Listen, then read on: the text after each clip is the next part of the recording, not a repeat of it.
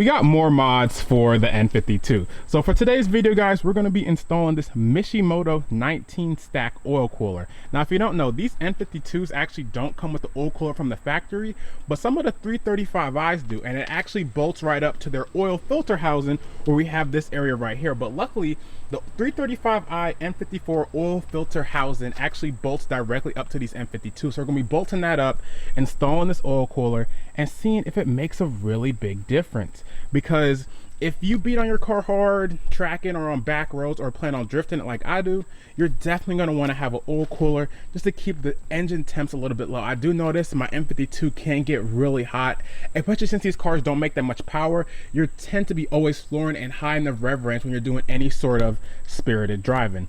But let's go ahead and jump into this install. Now, this is my first time really working with AN lines and just really doing an oil cooler, so I wouldn't say this is a step-by-step install. More, I'm just showing you guys how I did it, and maybe that can help with your journey of doing it as well. But I just want to let it be known, I am not a professional at all when it comes to any of this stuff. I'm just trying it out and showing you guys what happened. Let's go over most of the stuff we're going to be using for this oil cooler install. Now, everything here is about $350 to $400. However, you could save a lot of money and easily get this as low as about $200. If you're not buying some of these more expensive parts like the Mishimoto oil cooler, you can find much cheaper oil coolers on Amazon. They actually even make, I think, a kit on Amazon. I'll send you guys a link where you can get most of the stuff here for like, I think it's like $100. But anyway, let's go ahead and start off. You have the Mishimoto oil cooler. You have a couple AN lines, a couple right angle ones. We have the bolt for our oil filter housing, which is three different bolts. And then for the thermostat off the N54, it also uses 3 bolts as well. These are E10s and they're all the same. I have a parts list in the description. We have the oil thermostat gasket, the oil filter housing gasket.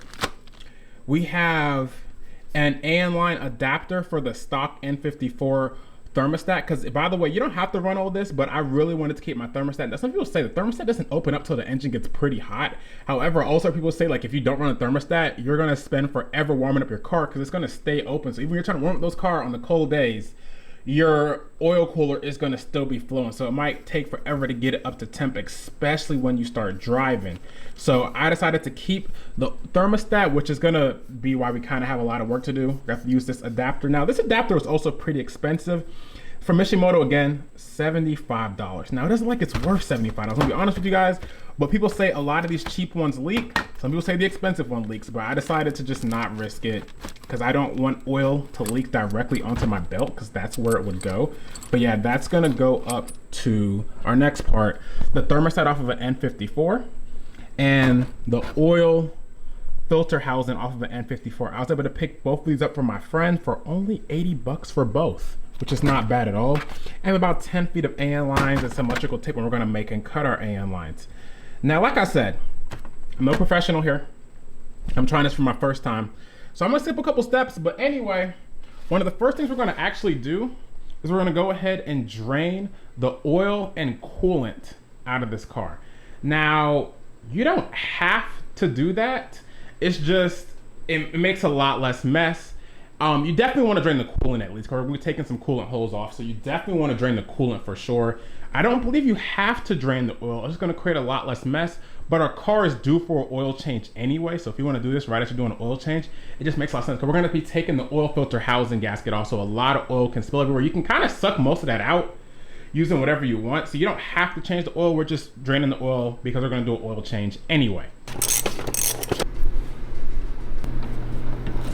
Now that the oil and coolant are drained out of the car, we're going to go ahead and remove our intake box. Now, this is the AFE Stage 2 intake, so it's not the OEM one. I'm not going to really give it a step-by-step on how to remove it, but yeah, we do need to remove this out the way just to get better access to this lower coolant hose. Intake is now fully out. Also took out the oil filter. Now let's go ahead and remove this front bumper as well so we can see how we're going to route this, because there's multiple different ways to route it and where you want to place it.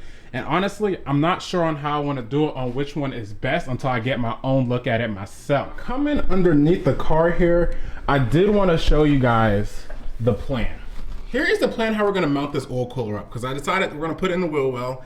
And in my opinion, the best way we're going to actually do this is we're gonna actually put some riv nuts in the crash bar right here, about maybe 4.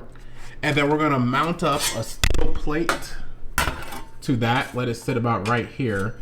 And then we're gonna mount the radiator to the steel plate from the top actually, and put 2 holes right here so it can actually be perfectly flush with the radiator. That is the plan. Now, because we're doing it that way, we are gonna have to, just the radiator support, I believe. I don't think it's actually, wait, it is supporting the radiator. We're going to cut into the radiator support, and it's actually mostly to give us enough space to put riv nuts into this crash bar. That's kind of the only reason we're cutting it. So we're gonna cut this a little bit. Should have enough strength, and then that should allow us to riv nut it. Everything I ended up cutting out here. I wanted to leave enough support for the actual radiator, which is supported by this metal part. This plastic actually supports this shroud that goes around the radiator, but it's held up pretty well. But as you can see, I think I cut enough out just to get the riv nut tool in there. I'm using more of a compact one. I can get 2 riv nuts in there, and I'm probably gonna actually put the oil cooler as close as possible to the inside as well, just so in case of any accidents or anything, it's gonna be at least a little less likely to get damaged. All right, guys, so we're gonna go ahead and remove this oil filter housing. Now, as you can see, my intake manifold is completely taken out here. That's because I'm also doing the 3-stage intake manifold at the same exact time. And doing it at the same time allows me to get much easier access to the E10 bolt right here.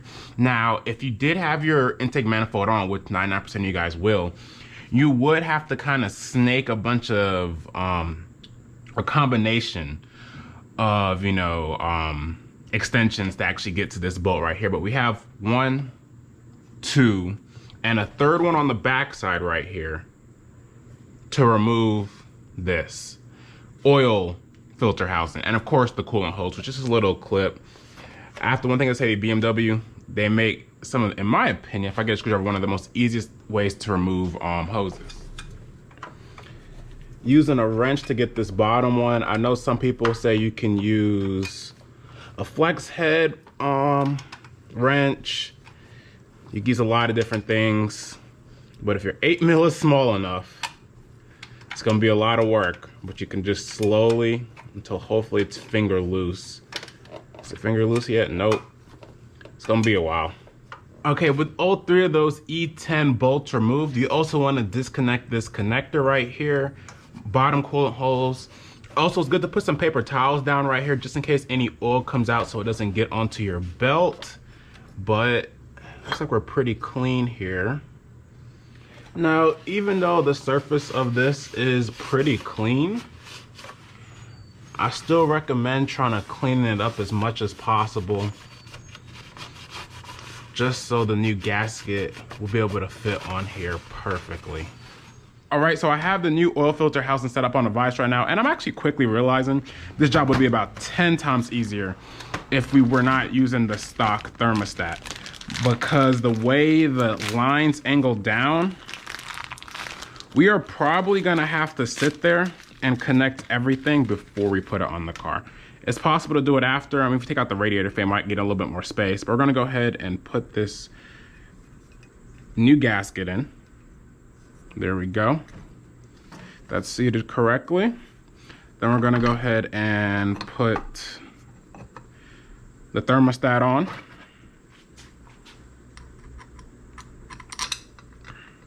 Get these bolts loosely in, and then we're gonna go ahead and tighten them up. All right, guys, so I have everything fitted up together, just doing some test fitting right now. And one thing I did realize when actually trying to get this thing in place was that it's not really lining up, and that's because it is hidden against the fan right here. If you could see right there, it's hidden against the fan right there. So what I'm gonna do is, I'm assuming the fan doesn't need this much support. We're gonna actually trim this out.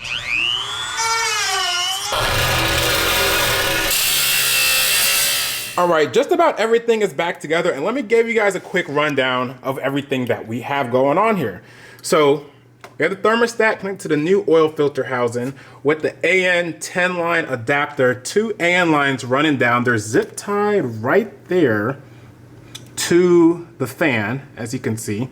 Keep going, zip tied again. They run right underneath the headlight on the driver's side to the footwell right here. And down here, we have a little bit of a steel bracket painted black. I know it looks like crap, but just adds a little bit of support instead of having the aluminum holding it up by itself. And as you can see, that is not going nowhere. It might wiggle a little bit in place, there we go. But it's not going nowhere at all. I've put too much force on this. And then we got some stainless steel bolts holding everything up in place. But yeah, that is the current setup. We're gonna go ahead and fill the car up now with oil to its regular spec, drive it around, then check the oil level and see how much more it needs. Because we have an oil cooler, it should require a little bit more oil in it.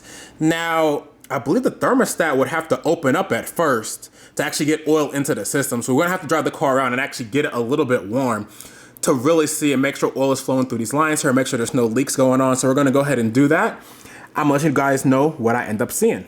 All right, guys, here is the finished product with the oil cooler. And I have to say, first off, looks-wise, this thing looks good. And it does show through the front bumper. Definitely a really cool look the car gives off. But let me know what you guys think. Now, I have had this on the car for a while now. Went ahead and drove it around, got up to temp.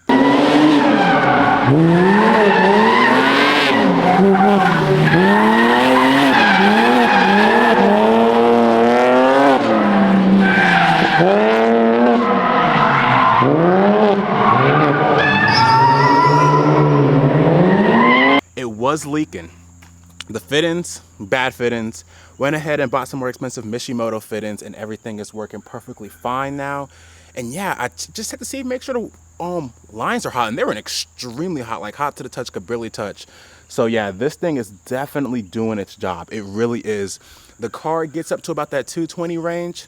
Thermostat kicks in. It is a little bit high for a thermostat to kick in at 220, but once it kicks in, temps drop dramatically. You will basically never overheat. As far as like, maybe if you're beating on it hard enough on a really hot day, I was testing it at about 80, 85 degrees. No issues at all. It is insane. It's an insane difference. I have the CSF radiator. That made a slight difference. Something I could probably barely even notice. This oil cooler, night and day difference. But let me know what you guys think. Hope you guys enjoyed this video. If you have any issues at all or any help. Oh, and then clearance. Yeah, the clearance is way tighter than I thought. I should have realized how much the suspension is going to compress. That really does scare me how tight that is. I might actually try mounting it somewhere else. Maybe a little bit higher up into the wheel well. I'm just worried about getting the proper airflow. But I hope you guys enjoyed this video. Let me know what you think. Was this a smart idea? Is this a good location? I don't think it's such a good location. Look how close it is. That's lock to lock though. That's as close as it's going to get. But I hope you guys enjoyed this video. I think it's pretty cool. Like I told you guys, I'm not a professional when it comes to this type of stuff. I was just my first time doing it, so it's just a guide. But hope you guys enjoyed. Hit that subscribe button. Peace, guys.